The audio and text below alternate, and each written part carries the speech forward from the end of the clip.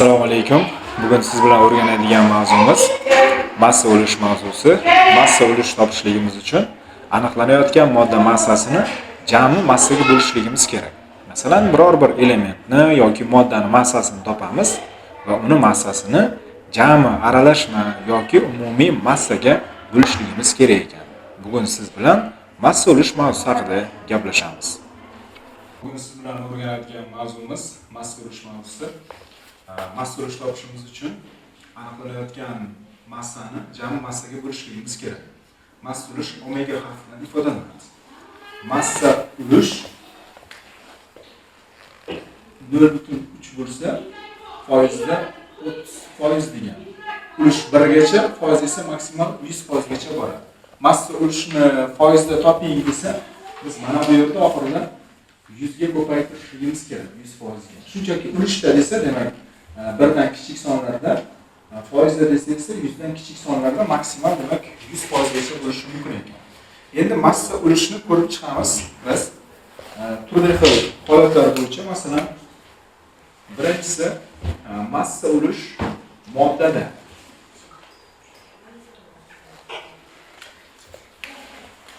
Savol yaratamiz. Nitrat kislota tarkibidagi har bir elementning massa o'lishini toping. Biz buning uchun dastavval nitrat kislotaning molyar massasini hisoblaymiz. Bu 63 kelib chiqadi. Buni tarkibida qanaqa elementlar bor? Vodorod bor, azot bor va kislorod. Vodoroddan bitta, azotdan bitta, kisloroddan esa 3 ta atom bor. Vodorodning massa o'lishini topishimiz uchun vodorodning massasini uning atomlar soniga ko'paytiramiz bittaga va jami moddaning nisbiy molekulyar massasiga bo'lamiz. Foizda so'raganligi uchun 100% ga ko'paytiramiz. Azotning massa o'lishi deyilsa, azotni demak massasi 14, atomlar soni bitta edi. Va buni jami massamiz 63 ga bo'lamiz, 100% ga ko'paytiramiz. Massa o'lishi kislorodda deyilsa, kislorodning nisbiy atom massasi 16. Buni atomlar soni 3 ga ko'paytirib, jami massamiz 63 ga bo'lib 100% ga ko'paytirishimiz kerak ekan. Xo'p, mana shu o'rinda mana bu yerda chiqayotgan foizlarning yig'indisi hammasi bizga 100% ni beradi. 100% ni beradi. Xo'p, videoni pauza qilgan holatda demak, bular ichida pauza bosib qo'yma. Quyidagi moddani tarkibidagi massa o'lishlarini hisoblab chiqasiz. Sulfat kislota tarkibidagi vodorodning massa o'lishini, oltin gumurtning massa o'lishini va kislorod massa o'lishlarini hisoblab topasiz. Xo'p, vodorod atomlari 2 ta, oltin gumurt atomlari 1 ta, kislorod atomlari esa 4 ta. Keyingi ikkinchi holatimiz birikmada.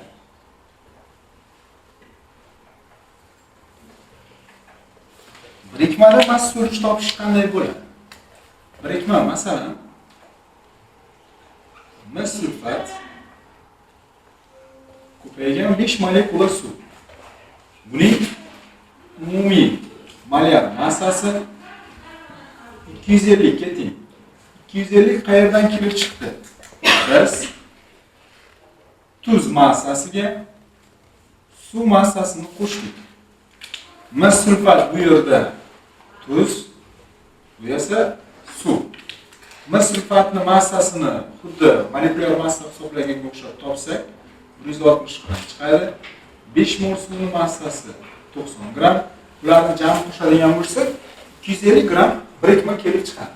Va mana shu birikma yoki kristallohidrat moddani nomi, mana shu moddani nomi mis kuprosi. Mis kuprosi. Demak, mis kuprosi tarkibidagi tuzning massa o'lishini toping desa, biz tuz massasini 160 ni jami massa, demak jami birikma uchun 250 gram massa kelib chiqdi. Va 100% ko'paytirishligimiz kerak. Xo'p, massa ulush suv uchun toping deyilsa, suv massasi 90 ni jami aniqlanayotgan massamiz 250 ga bo'lib 100% ko'paytirishimiz kerak. Xo'p, massa ulush mis uchun toping. Misni atomlar sonini uning nisbiy molekulyar massasiga ko'paytiramiz va jami massaga bo'lamiz. Misdan bitta bor.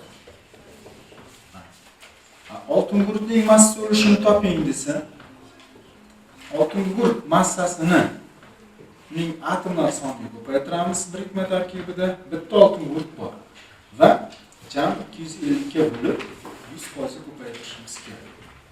Xo'p, massa ulush vodorod uchun deyilsa, biz vodorod atomlarini hisob-kitob qilishimiz kerak. Vodorod atomlari nechta? 5 ni 2 ga ko'paytiramiz. 10 ta vodorod atomlari mavjud. 10 ni uning nisbiy atom massasi 1 ga ko'paytirib, jami massamiz 250 ga bo'lib 100% ko'paytirishligimiz kerak. Keyingi kislorodning massa ulushi deyilsa, 5 ni demak 16 ga ko'paytirishimiz kerak. Yo'q. 4 ni 16 ga ko'paytirishimiz kerak. Yo'q. Jami kislorod atomlari mana bu yerda bor 4 ta va mana bu yerda bor 5 ta. Jami kislorod atomlarining soni kelib chiqadi. Demak 9 ta. 9 ta kislorod atomlarini 16 ga ko'paytirib, jami massamiz 250 ga bo'lib 100% ga ko'paytirishligimiz kerak. Va har bir holat uchun massa ulush kelib chiqadi. Qayerda bizga massa ulushlari 100% ni beradi? Tuz va suv umumiy massa ulushlarini hisoblab ko'rsak 100% ni beradi. Mana bu yerdagi har bir elementni massa ulushlarini hisoblab ko'rsak ham 100% ni beradi. Demak, massa ulushlarining jami yig'indisi hamisha bizga 100% ni berish kerak ekan. Endi videoni pauza qilgan holatda siz har bir uchun massa ulushlarini hisoblab topib chiqasiz va sizga qo'shimcha vazifa beriladi. Ya'ni kim? Temir sulfat, yetti molekula suv. Moddaning nomi temir kuprosi.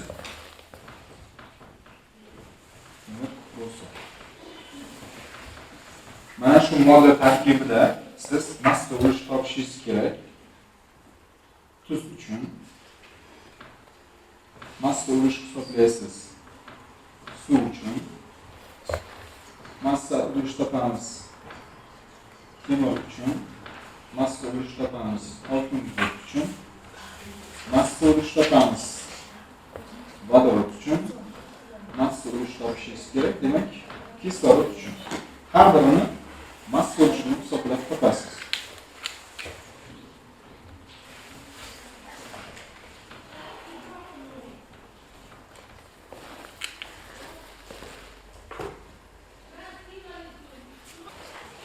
Uch aralashmada massa ulush topish.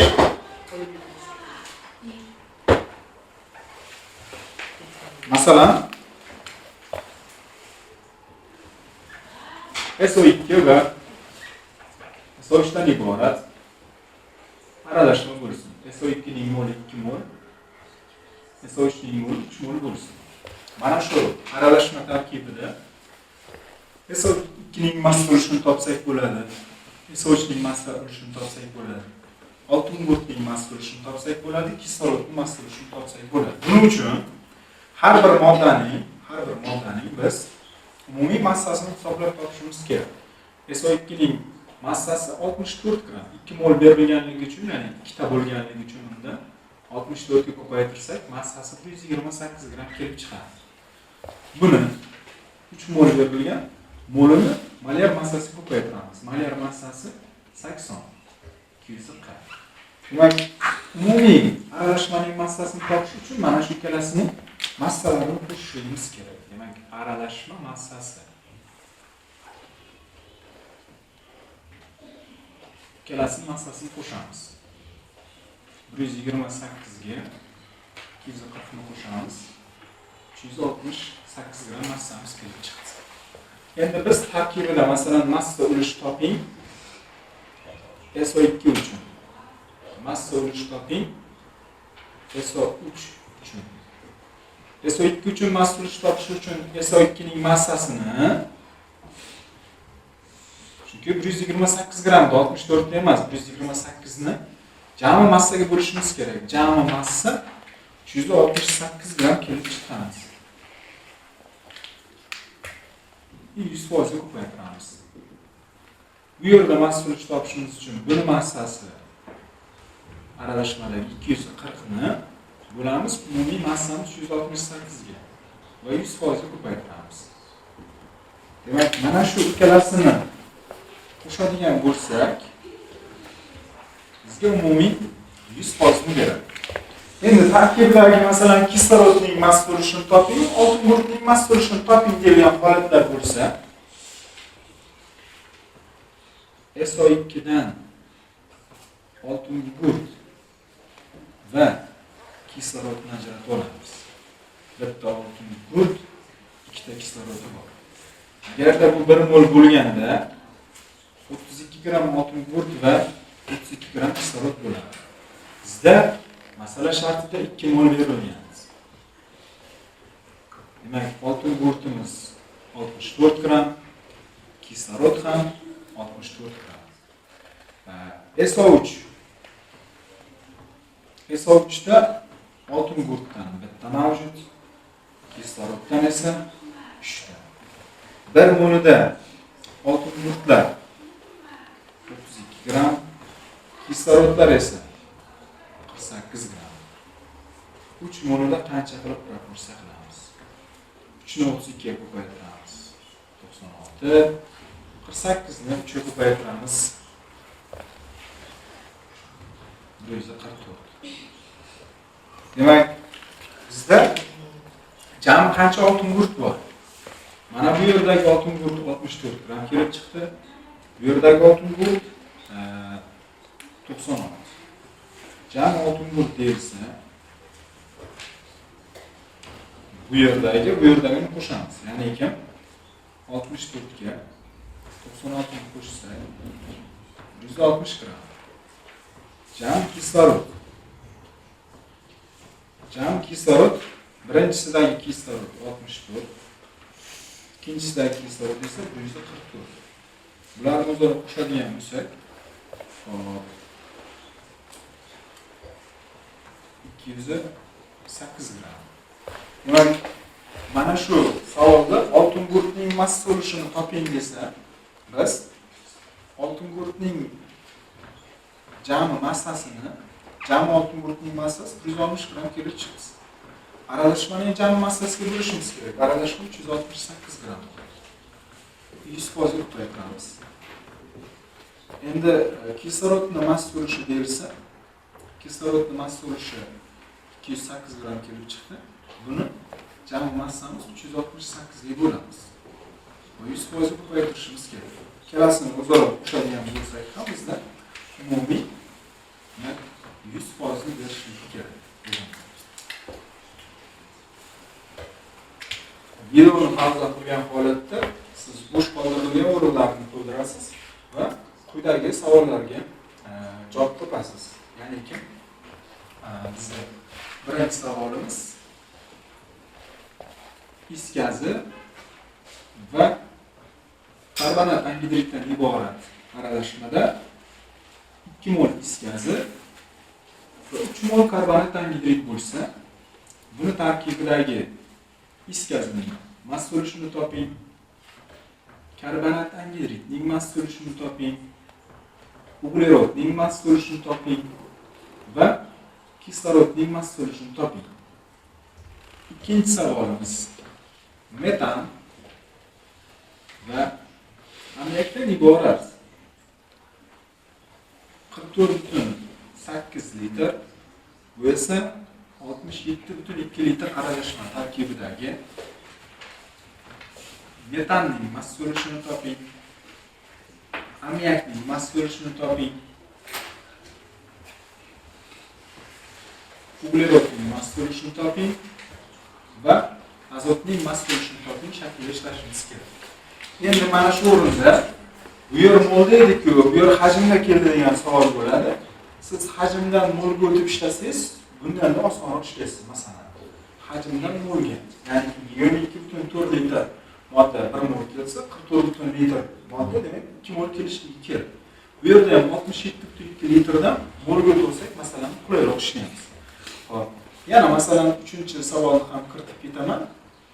Bizda NO bilan NO2 aralashmasi bo'lsin. Bu molekulalar soni 12.04 darajasi 23 ta.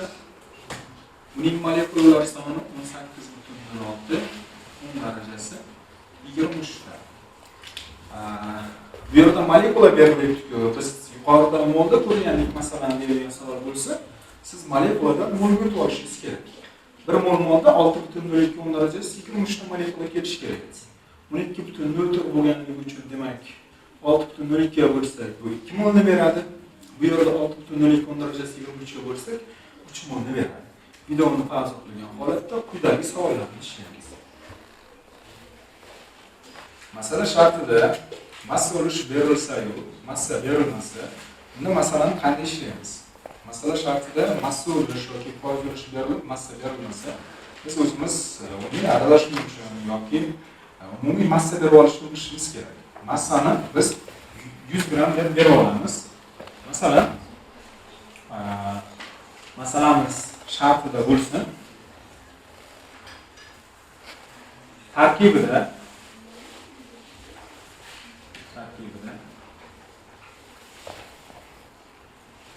ilk foiz kalsiy karbonat bo'lgan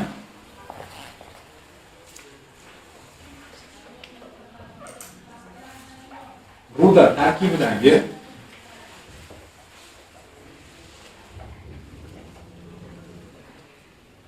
kalsiyning massa ulushini toping. Nima qilamiz? Mana massa yo'q bizda umuman bilan. Faqat massa ulush bor. Massa ulush 50%. Biz aytdikki, yuqorida massa ulush berilsa, massa berilmasa, biz o'zimiz umumiy ruda uchun 100 gram massa berib olamiz. Mana rudaning massasini 100 gram deb olamiz. Mana shu 100 gram ruda 100% ni tashkil etadi. 50%igina kalsiy karbonat. Ya'ni 50 grammi kalsiy karbonat kelib chiqdi. Bizda kalsiyning massa ulushi so'ralgan. Kalsiy karbonatimiz 50 gram ekan. Endi kalsiy karbonatdan kalsiysini ajratib olishimiz kerak. 100 gram bo'lganda 40 gram kalsiy bor. 50 gram bo'lganda qancha kalsiy bor? 20 gram kalsiy kelib chiqdi.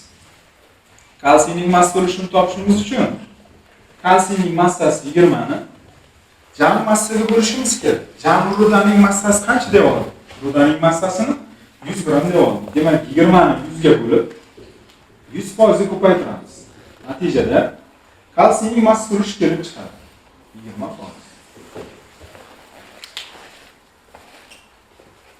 Kitob bo'yicha massa ulushini ayrim savollarni ko'rib o'tamiz. Tarkibda quyidagi moddalar tarkibi ko'rsatilgan elementlarning massa ulushini aniqlang deyilgan. Birinchisida SO3 tarkibidagi kislorodni massa ulushini topishimiz kerak ekan. Buni molekyular massasini hisoblab topib olamiz. Dastlabki nisbiy molekulyar massasi bu 80 kelib chiqadi. Hisoblasak 80 buni massasi, demak kislorod massasi 3 ta kislorod bo'lgani uchun 48. 48 ni 80 ga bo'lib 100% ga ko'paytiramiz. Natijada 60% kelib chiqadi. Javob 60%.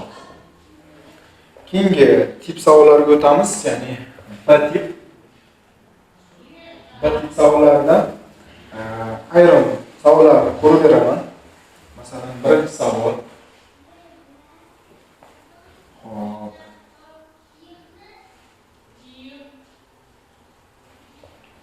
14-chi savol.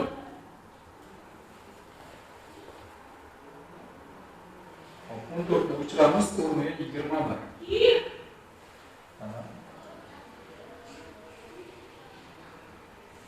26.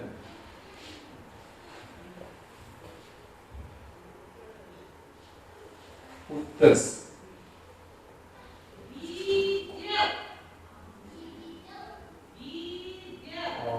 36. Pauza qiling. Massa ulush mavzusiga doir ayrim savollarni yechimini ko'rib o'tamiz. A tip bo'yicha bizda savolda aytilgan quyidagi moddalarning massa ulushlarini berilgan tartibda toping. Resursning tarkibidagi kislorodning massa ulushi so'ralgan. Resursning molar massasini hisobladik 80. Demak, kislorodning massasi 3 ta kislorod bo'lganligi uchun 48 gram. 48 gramni 80 ga bo'lib 100% ga ko'paytirsak, uning foiz konsentratsiyasi kelib chiqadi. Demak, 60%. Javobimiz 60% kelib chiqishi kerak ekan.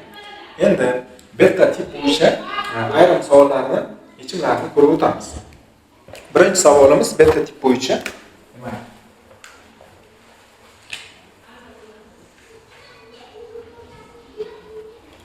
bizda aytilgan savolda metan tarkibidagi uglerodning massa ulushini toping.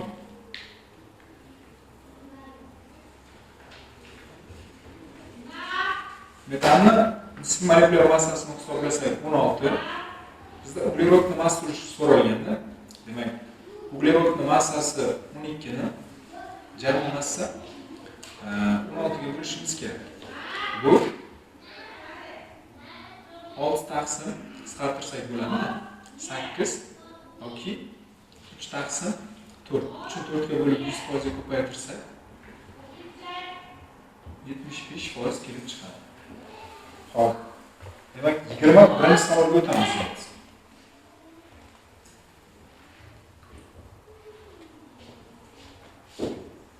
21 savolda aytilgan ammoniy nitrat tarkibidagi azotning massa ulushini hisoblang. Darsda avval ammoniy nitratning nisbiy molekulyar massasini hisoblaymiz. Buni hisoblab topsak, ammoniy nitratning molar massasi 80 kelib chiqadi. Endi azot nechta azot bor bu yerda? Bitta emas, ikkita azotimiz mavjud. Azotning massa ulushi deganligi uchun azotning massasi ikkita azot 28 ni 80 ga bo'lib 100% ga ko'paytirishimiz kerak.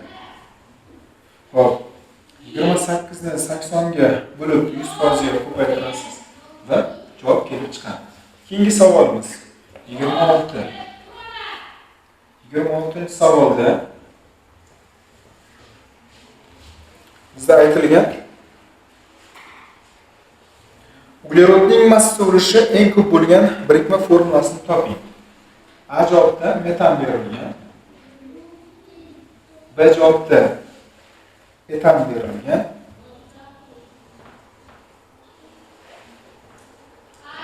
C javobda CH4 berilgan. D javobda esa C4H6. Endi har bir birikmadagi uglerodning massa ulushini hisoblab topamiz va qaysi birida massa ulush eng katta bo'lsa, o'sha javobni belgilaymiz.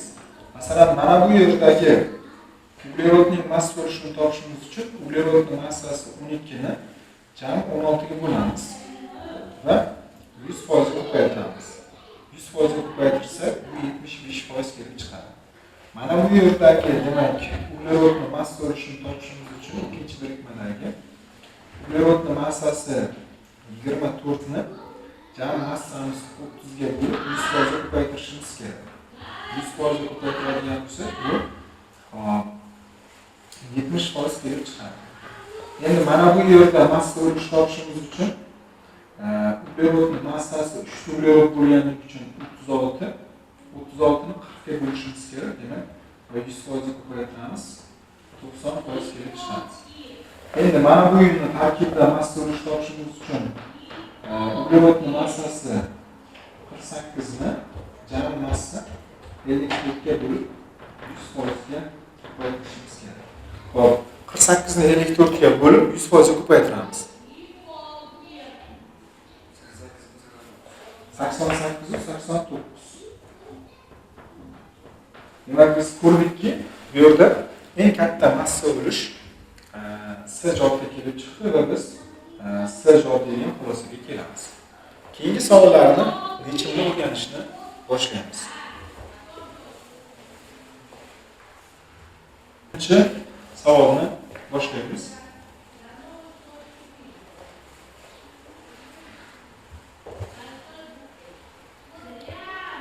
30-savolda uglerodning massa ulushi 25% bo'lgan Breyton formulasini ko'rsating deyilgan. Bu ham javoblari bo'yicha ishlanadi. Kalsiyga 2 berilgan. B javobda demak CH4 berilgan.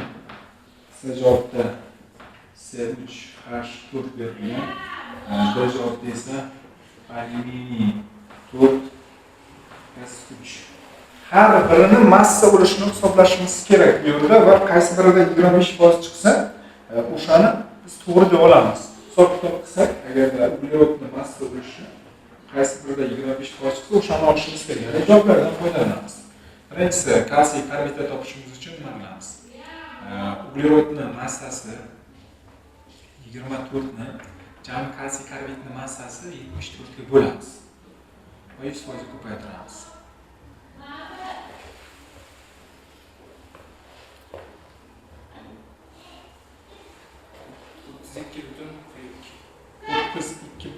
Demak, bizga bermadi. Endi B javobda. B javobda uglerod bo'lishini topishimiz uchun 12 ni 16 ga bo'lib 12 ni 16 ga bo'lib uglerod massasi 12, jam massasi 16. 100% ko'paytiramiz. Natijada 75% kelib chiqadi. Keyingisida massa ulush topishimiz uchun uglerod uchun demak 36 gram uglerod bor, jami 40. 100% ko'paytiradigan bo'lsak, bu 90% beradi. Keyingi moddamiz, ya'ni alyuminiy karbidning tarkibidagi uglerodni massa ulushini topishimiz uchun uglerod 3 tasi 36, kalsiy karbidni jam massasiga bo'lishimiz kerak. Kalsiy karbidning massasi demak 27 ni 4 ga ko'paytiradigan bo'lsak, 108, 36 ni qo'shsak 144 va 100% ko'paytirsak bu 25% berar ekan. Biz to'g'ri javob sifatida D javobni olamiz. Xo'p, keyingi savolimiz 36-savol. 36-savolda aytilgan brom 5 oksid tarkibidagi bromning massa ulushini toping. Xo'p.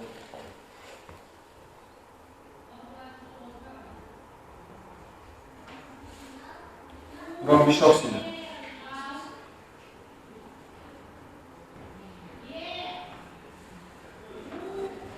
160 ga 80 ni qo'shamiz, jami 240.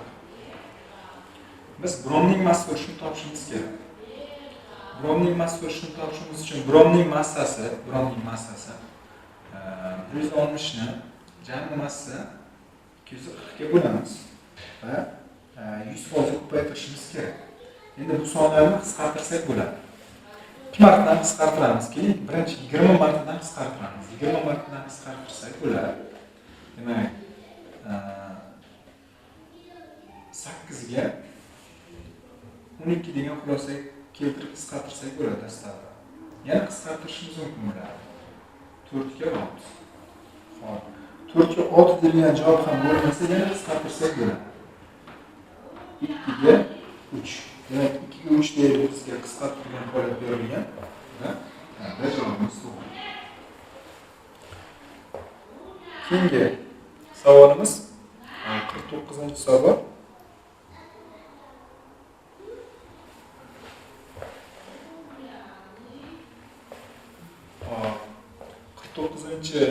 Xo'p, 40-savolimiz to'g'ri ketibdi, uzr, mana bu yerda. 40-savolda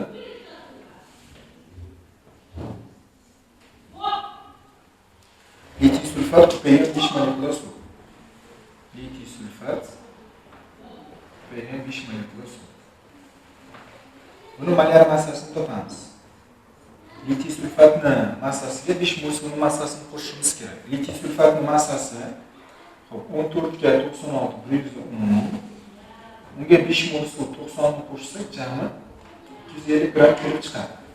Endi mana shuni tarkibidagi biz topishimiz kerak oltin gurtning massa ulushi berilgan. Demak, biz topishimiz kerak bo'lgan holat oltin gurtning massa ulushi 250 ligini bilib oldik. Oltin gurtning massasini jam massaga bo'lishimiz kerak. Oltin gurt necha gram bor? 32 gram. 32 ni demak jam massamiz mana bu 200 kelib chiqadi. 200 ga bo'lamiz. 100% ga ko'paytirsak, demak 16% ga kelib chiqishligi kerak ekan. Xo'p, 16% bilan bajaramiz. Birinchi savolimiz. Savolda HS2 berilgan. X ning massa ulushi 60%. Massa ulush X uchun 60% ga teng. Umumiy massa hamisha 100% beradi. X ning massa ulushi demak 60% deb turib, tenglama hosil qilishimiz kerak. Va bizda X so'ralgan, ya'ni X ning massasi so'ralgan. Mana bu moddaning massasini X ning massasini X gram deb olsak, oltin gurtning massasi 32. Mana shu massa 100% ni beradi. X ning massasini X gram dedik. Demak, X ning massasini jam massaga bo'lsak, 60% kelib chiqish kerak deb turib, tenglama hosil qilishimiz kerak. Xo'p, X ni massasini bo'lamiz jam massa X plus 32 ga. Buning ulushi 60%, jam moddaning ulushi esa 100%. Xo'p, matematik jihatlama qulay ishlash uchun mana bu nollarni qisqartirib olsak bo'ladi. Bu 10 bo'ladi, bu 6 bo'ladi. 10 ni x ga ko'paytirsak, 10x teng x ni 6 ga ko'paytirsak, 6x 32 ni 6 ga ko'paytiramiz. 32 ni 6 ga ko'paytirsak, soatda qanday ko'paytirish mumkin? 30 ni 6 ga ko'paytiramiz, 180. Xo'p, 2 ni 6 ga ko'paytiramiz, 12. 180 ga 12 ni qo'shsak, 192. Xo'p, endi 10x dan 6x ni ayiradigan bo'lsak, 4x teng bo'ladi 192 ga. X'imiz kelib chiqadi, 192 ni 4x ga bo'lamiz. 48 kelib chiqadi. Demak, bu titan bo'lgan. 48 gramli moddamiz titan. Ajoyib to'g'ri. Keyingi savolga o'tamiz. 55-savol. 55 da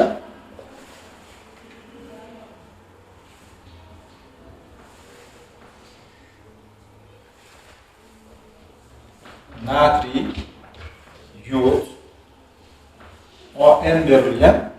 N'ning qiymati nechaga teng bo'lganda, yodning massa ulushi maksimal bo'ladi. Maksimal degani eng ko'p degani.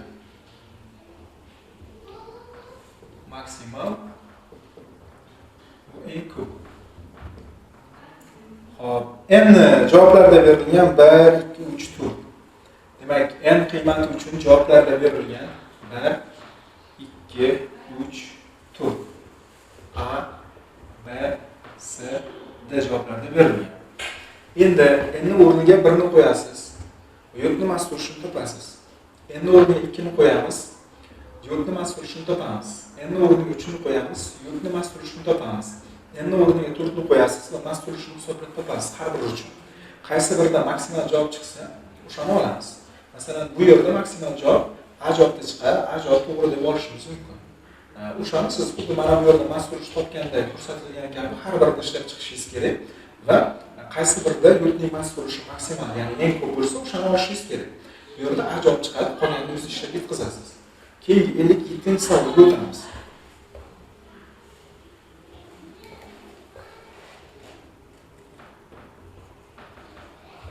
Yettinchi savolda quyidagi formulasi berilgan moddalarning qaysi birida vodorodning massa ulushi eng kichik deyilgan. Ya'ni vodorodning massa ulushi eng kichigini topishimiz kerak ekan. A javobda T2 O18 berilgan. Tretining massasi nechiga teng? 3 ga. B javobda protein 2/17. Proteinning massasi nechiga teng? 1 ga teng. C javobda berilgan 2/18. Demak, kislorodning 18 izotopi mana bu deuteriy. Deuteriyning massasi 2 ga teng. D javobda berilgan DT/16. Buniki demak 2 gram, buni massasi esa 3 gram. Keyin har bir moddaning molyar massasini hisoblab topamiz. 2 ni 3 ga ko'paytiramiz, 6. 6 ga 18 ni qo'shamiz, 24. Endi buni 1 ni 2 ga ko'paytiramiz. 2 ga 17 ni qo'shadigan bo'lsak, 19. Endi buni topishimiz kerak. 2 ni 2 ga ko'paytiramiz. 4 ga 18 ni qo'shadigan bo'lsak, 22. 2 ga 3 ni qo'shamiz, 5. 5 ga 16 ni qo'shsak, 21. Vodorodning massa o'lishi deganligi uchun birinchisida, ya'ni A javobi uchun olib ketaman. A javobda vodorod deb turib, tretiy nazarda turilmoqda. Yo'li tretiy. Tretiyning massasi 6 edi. 6 jami. 6 ni 24 ga bo'lib 100% ga ko'paytiraman. B javobda topishim uchun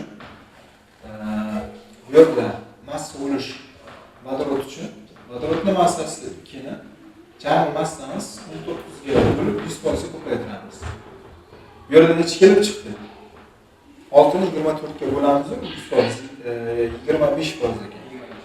25%. Ikkinchisida 2 ni 19 ga bo'lib 100% ga ko'paytiramiz.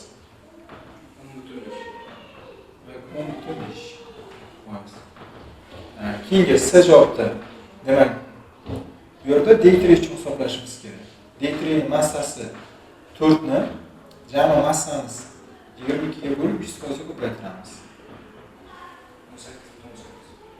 18.18%. D javobda mana bu D va T uchun hisoblanadi. Massa jami 5 gram. 5 ni bo'lamiz.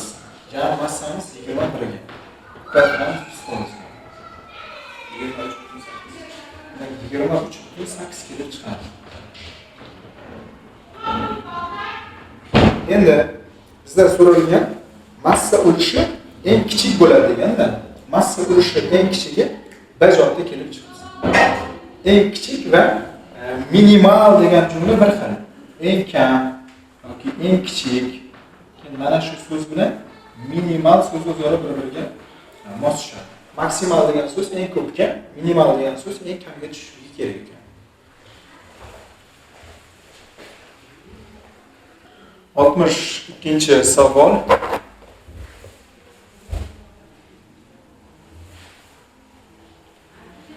Ikkinchi savolda 2 valentli element aksiy tarkibida 40% massa chiqaradigan kislorod bo'lsa elementni aniqlang. 2 valentli element aksida berilgan. Massa chiqaradigan 40% kislorod bo'lishi kerak. Demak, kislorodning massa bo'lishi 40%. Elementning massasini bilmaymiz. X deb olamiz. Kislorodniki 16. Endi kislorodning massasini jam massaga bo'lsak, 40% kelib chiqishi kerak deb tenglama chiqarishimiz kerak. 16 ni bo'lamiz x plus 16 ga. Bu kislorod bo'lishi, kislorod yuqori qism, bu umumiy bo'lish. Umumiy bo'lish 100% ni beradi. Kislorodniki 40%. Demak, tenglama shakli o'tkazib olamiz, bularni qisqartiramiz. 10 ni bunga ko'paytirsak 160, x ni 4 ko'paytirsak 4x, 16 ni 4 ko'paytirsak 64. 164 dan 64 ni ayiramiz. Ayirsak 96. Teng bo'ladi 4x ga. X qiymat topishimiz uchun 96 ni 4 ga bo'lamiz. Demak, ximiz 24, ya'ni kim? Magniy kelib chiqadi. Keyingi 65-savol. 65-savolimizda x2sdagi x ning massa bo'lishi 4/5. x2odagi x ning massa bo'lishini toping. Demak,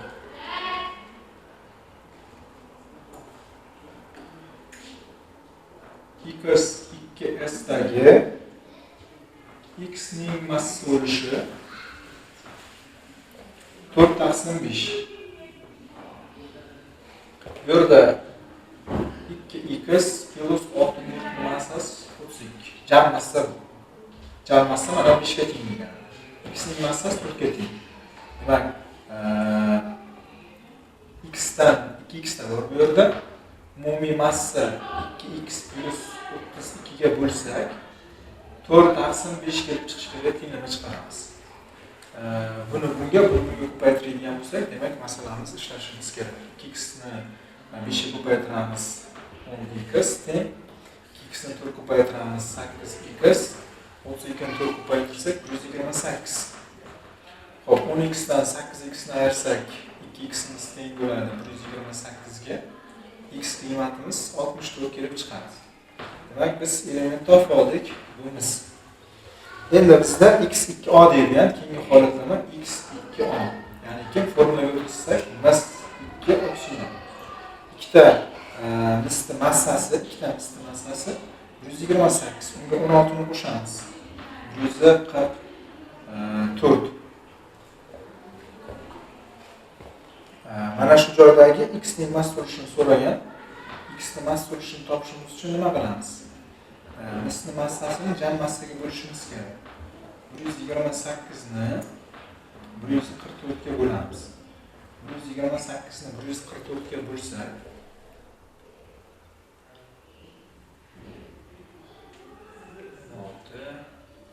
4 tasiga to'g'ri keladi. 8 taqsim 9 ni berish kerak ekan. 8 taqsim 9. Deja to'g'ri.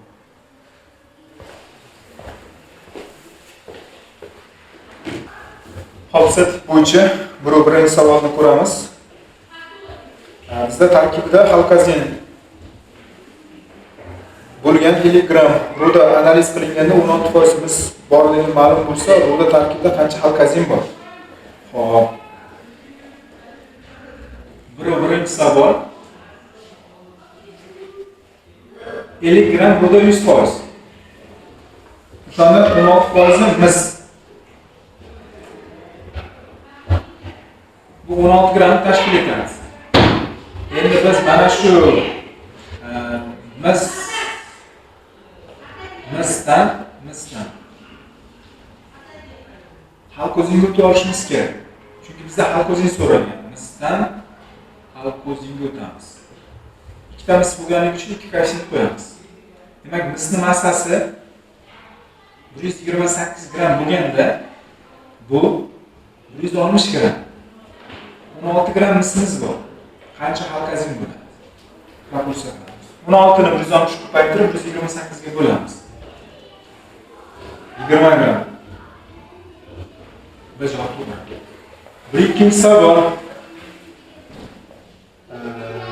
2 1 deb o'zgartiramiz. Demak, 2 birinchi savol 8% qo'shimcha modda tutgan 100 gram xalqprit tarkibida qancha metall massi bo'ladi? Hop.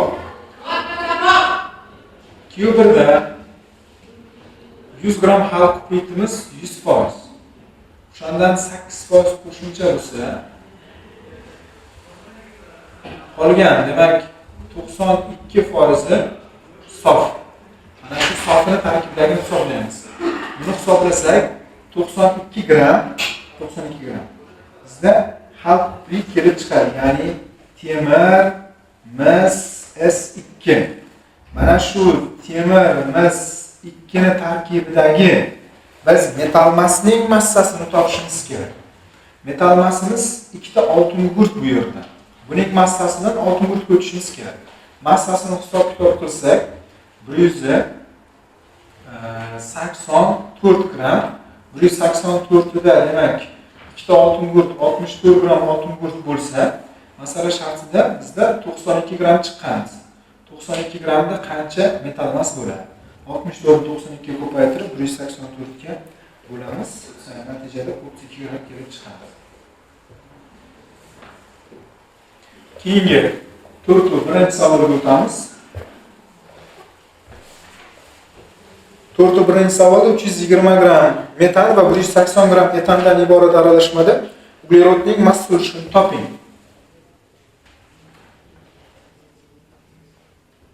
Metan. Bundan uglerodga o'tib olamiz. Keyingisi etan. Bundan uglerodga o'tib olamiz. 16 gram bo'lganda 12 gram. Bizning masalamiz sharti bo'yicha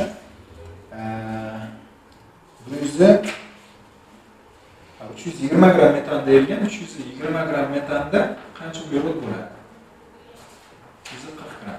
Endi buni massasi 30 gram. 30 gram bo'lganda 24 gram uglerod bor, ya'ni ikkita uglerodimiz mavjud. Bizda 180 gram berilgan. 180 ni qancha qilamiz? 6 marta ko'p 120 144. Endi jami massa qancha? Jami aralashma massasi, jami massa. Bu yerda metanning massasiga etanning massasini qo'shishimiz kerak. Jami massa demak 320 ga 180 ni qo'shsak 500 gram. Jami uglerodning massasi qancha? Jami uglerodning massasi demak birinchisida 240 ga 144 ni qo'shamiz. 384. Uglerodning massa ulushini topishimiz uchun 384 ni jami massamiz 500 ga bo'lib 100% ko'paytirishimiz kerak ekan. 76.8 va ajoyib to'g'ri. Keyingi 51 savolga o'tamiz. Xo'p, birinchi savolimizda ozroq kamchilik qilamiz. Mana bu 50 gramimiz 100%, 16%imiz qancha qilsak 8 gram chiqadi. 128 da 160 bo'lsa 8 gramimiz bo'lsa qancha qilsak mana 10 gram kelib chiqadi. Va adashmasam 10 gram ajoyib deydi. Mana shu joyda ozroq kamchilik qilamiz. Qolgan yechimlar to'g'ri yechilgan. Xo'p, endi keyingi savolga o'tamiz. Savolni ko'ramiz. Hop.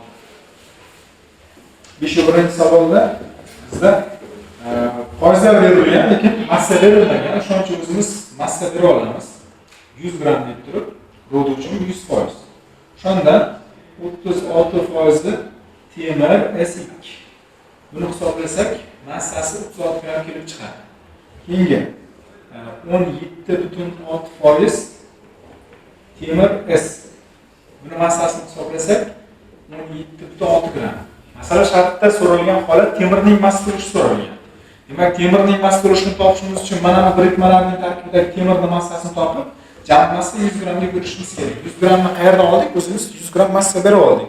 Video darsning boshida massa shartida massa berilmasa, ulush berilsa, o'zimiz massa berib olsak bo'ladi. Demak, temir S2 dan temirga o'tib olamiz. 120 gram bo'lganda 56 gram temir bor. Bizda 36 gram massasi. Mana. Xo'p, qancha proporsiya topib olamiz? 16.8 mi? To'g'rimi? 16.8. Keyingisi temir S. Bundan temirni hisoblaymiz. 88 da 56 gram bor temir. Bizda masalan sharti bo'yicha 17.6 berilgan, qancha qilsak 11.2. Mana bu temir bilan bu temirni o'zaro qo'shamiz.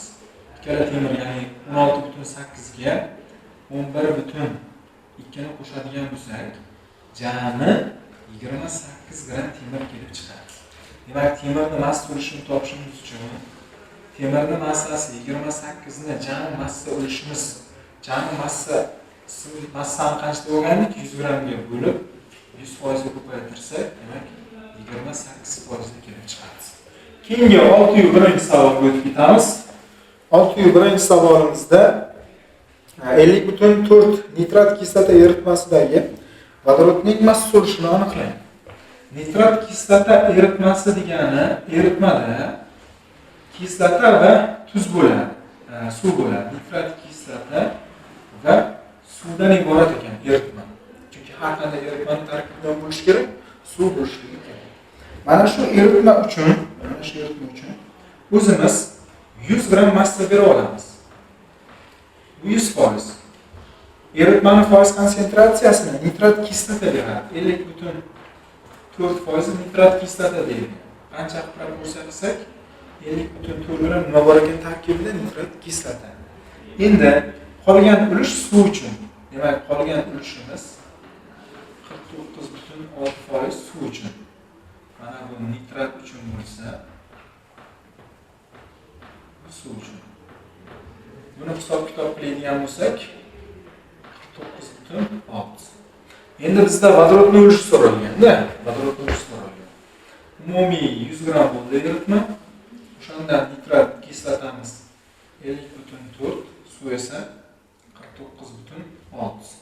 Nitrat kislotani tarkibidagi vodorod topamiz, suvni tarkibidagi vodorod topamiz. Bizda vodorodni ulushi so'ralgan. Demak, birinchi nitratni tarkibidagini hisoblaymiz. Bundan vodorodga yutib olamiz. Massasi 63 bo'lganda 1 gram vodorod bo'ladi. 49,6 da qancha proporsiya qilamiz. Keyingisi suv tarkibidan vodorod topamiz. Nechiga chiqdi? 0,78 vodorod bor ekan. Birinchisi, ikkinchisida suv 18 bo'lganda 2 gram vodorod bo'ladi. 18 da 2 gram. Bizda masala shartida berilgandi 49,6. 49,6 da qancha? 5,51. Jami vodorodlarni qo'shamiz. 6,31. Massa ulush topamiz vodorod uchun. Vodorodning massasi 6,31 ni jami massa deb oldik o'zimiz 100 gramga bo'lib 100% ko'paytiramiz. Demak, 6,31% kelib chiqadi. Dejavob to'g'ri. Endi e'tibor beramiz, nima qildik? O'zimiz 100 gram massa berib olyapmiz. Nitrat kislotani aniqladik, foizda deganligi uchun undan suvni aniqladik. Nitratdagi vodorod, suvdagi vodorod topib, umumiy vodorodlar massasini jami 100 gram deb olgan massamizga bo'ldik va vodorodning massa ulushi kelib chiqdi. 7-birinchi savolimiz. Moddani moliya massasi berilgan 4 tarkibdagi oltin murtning massa qiymati qaysi biri bo'lishi mumkin deb javoblar berilgan. Oltin murt sonini birdan boshlab turib o'zimiz olib ketishimiz kerak. Masalan, birdan boshlab turib oltin murt sonini sonlar olamizda qaysi birida butun son chiqadigan bo'lsa, o'shani olishimiz kerak. Endi 32 ni bo'lamiz 400 ga. Ko'paytiramiz 100 ga. 8%. 8% degan javob yo'q. Bizda javoblarda berilgan 10% berilgan, 20% berilgan, 30% berilgan va 40%. Qaysi birini topishimiz kerak. Endi oltin murt sonini 2 deb olib ko'raman. 2 deb olsam 64 gram bo'ladi. 64 ni bo'lamiz 400 ga. 12 ga 5. 16%. Javoblarda 16% yo'q. Endi oltin murt sonini 3 deb olaman. 96 ni bo'lamiz 400 ga.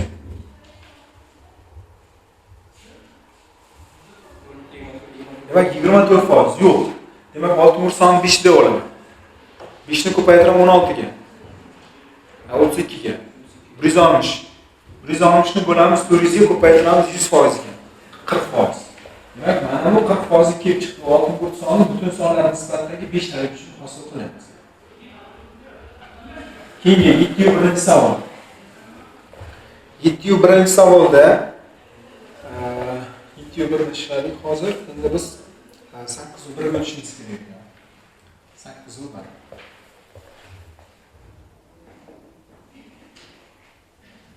8-1. Birda birikma berilgan x3 y4. Mana shunda y ning ulushi 40%. Y ning ulushi 40%. Bo'lsa bizda aytilgan x y4dagi y ning ulushi qanchaga teng? Ulush berilyapti. Ulush berilsa yo massa berilmasa, necha gram massa berib olishimiz kerak edi? 100 gram. Demak, mana shu jami modda uchun 100 gram massa beryapmiz. Bu 100%. Y ning 40% deganda 4 y nazarda turmoqda. 40% bu 4 ta y uchun proporsiya qilamiz. Demak, 40 kelib chiqadi. Endi qolgan ulush 100% dan 40% bersak 60%. 3 ta x uchun topib olamiz. 20 kelib chiqadi. Xo'p, 60. Endi har bittasi uchun topamiz. 4 ta y ning massasi 40 ekan. 4 ta y ning massasi 40 bo'lsa, bitta y ning massasi 10 kelib chiqadi. Demak, y ning massasini hisobladikki 10 ga teng. Xo'p, 3 ta x ning massasi 60. 3 ta x ning massasi 60 bo'lsa, x qanchaga teng bo'ladi? 60 ni 3 ga bo'lamiz, 20 kelib chiqadi. X imiz 20, y imiz esa 10 gram ekan. Endi bizda mana bu birikmani formulasi x dan bitta, y dan 4 ta. Bitta x ning massasi necha edi? 20. Xo'p, birni ko'paytiramiz 20 ga plus y ning bittasining massasi necha edi? 10. 10 ni ko'paytiramiz 40 ga. Jami massa kelib chiqadi 60. Bu yerda y ning so'ragan. Y ning ulushi. Y ning ulushini topishimiz uchun y ning massasi 40 ni jami massaga 60 ga bo'lishimiz kerak va 100% ga ko'paytiramiz. Lekin bunaqa holat berilmagan bo'lsa, bularni qisqartirishimiz mumkin. 10 martadan qisqartiradigan bo'lsak, 4 ga 6, 4 ga 6 degan javobimiz bo'lsa 2 ga 3 degan kasr shaklidagi javobni olishimiz mumkin. Va javob to'g'ri ekan. 11 tarkibida 60% sof kalsiy bramid bo'lgan texnik aralashmadagi kalsiyning massa ulushini toping debdi. Demak, 11 faqat massa ulushi berilgan, massa berilmagan. Demak, kalsiyli ruda uchun o'zimiz 100 gram massa berib olamiz va 100%. O'shandan 60% sof kalsiy bramid deyilgan. Demak, 60% kalsiy bramid. Buni massasini hisoblaymiz. Bu 60 gram kelib chiqadi. Bizda kalsiyning massa ulushi so'ralgan. Demak, kalsiy bramiddan kalsiy o'tib olamiz. Bu massasi 200 gram bo'lganda kalsiy 40 gram. Masala shartida kalsiy bramidning massasini topdik 60 gram. Undan kalsiyni hisoblab topib olamiz. 12. Masala shartida mana shu ruda tarkibidagi kalsiyning ulushi so'ralgan. Demak, 12 ni jami 100% ga 100 ga bo'lib 100% ga ko'paytiramiz. Natijada 12% kelib chiqishi kerak. 12% bormi? Bor, demak javob to'g'ri. Birinchi savol.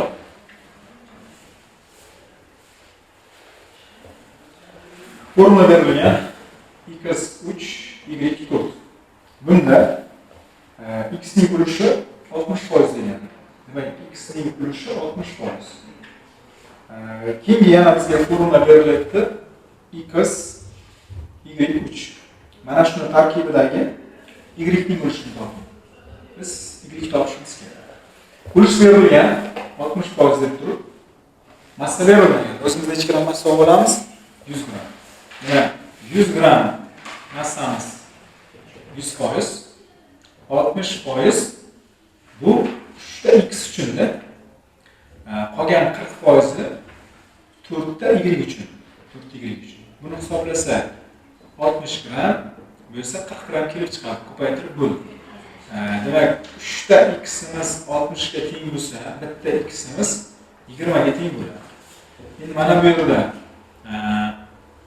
4 ta y'imiz 40 ga teng bo'lsa, bitta y'imiz 10 ga teng bo'ladi. Biz mana bu yerda, mana bu birikmani tarkibidagi y ning massa ulushini topishimiz kerak. Formulamiz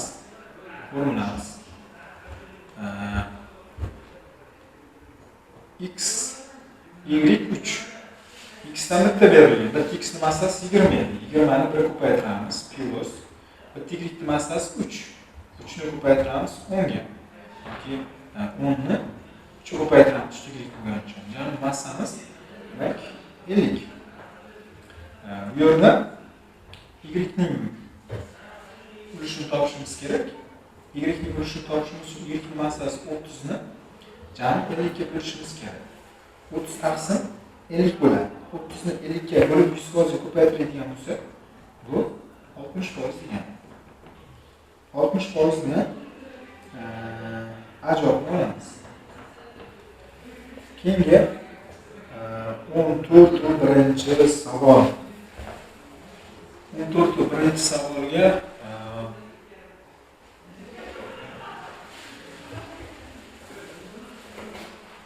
birinchi savol. X2 Y tarkibida X ning ulushi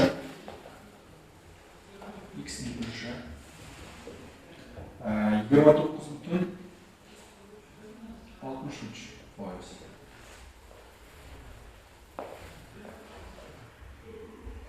X4 Z tarkibida Z ning ulushi 63,3%. Keyingi birikmamiz Z Y3 X2 tarkibidagi Y ning foizi qancha deb turib bizga savol berilgan. Biz Y topishimiz kerak.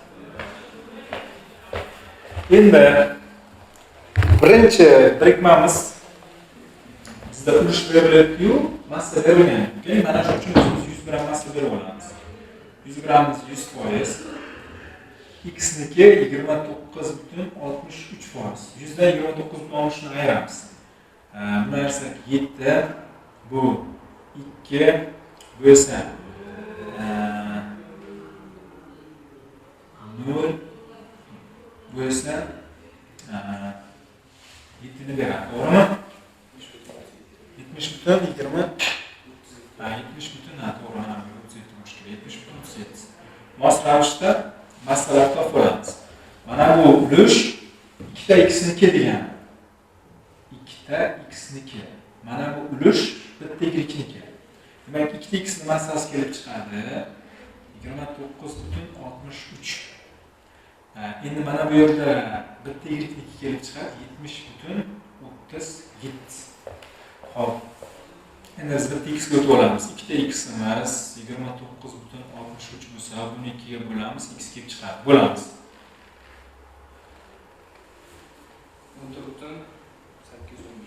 815.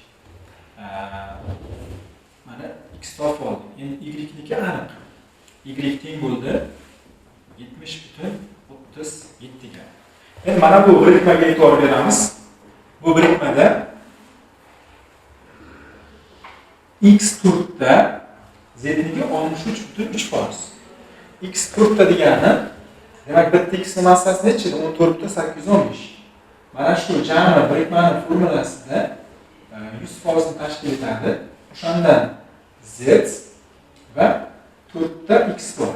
Z ni ulushi 63,3% bo'lsa, 100% dan 63% ni ayiramiz.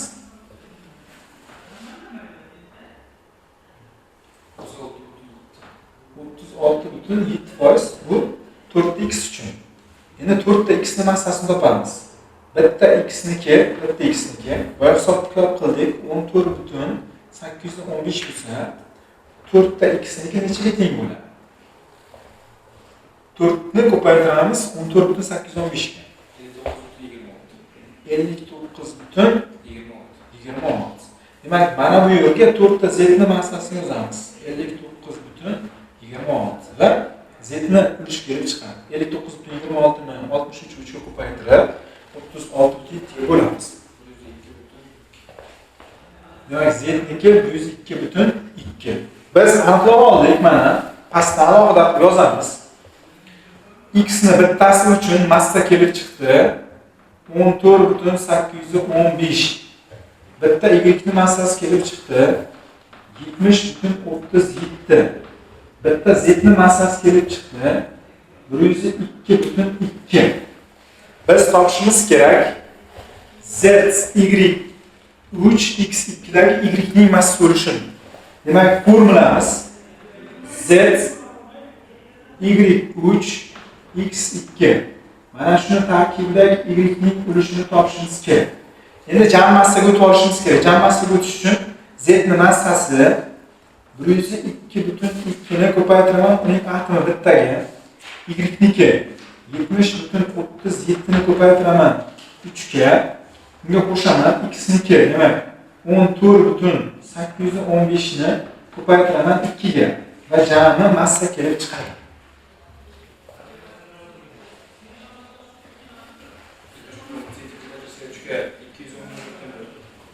Mana bu 211,1 ekan, jami mana 3 tasi. Endi jami massani hisoblaymiz.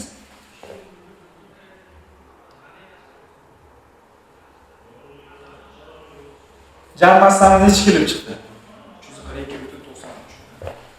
342,93.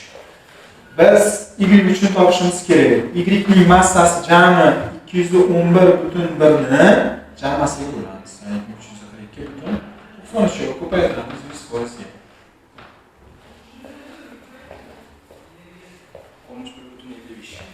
61,75.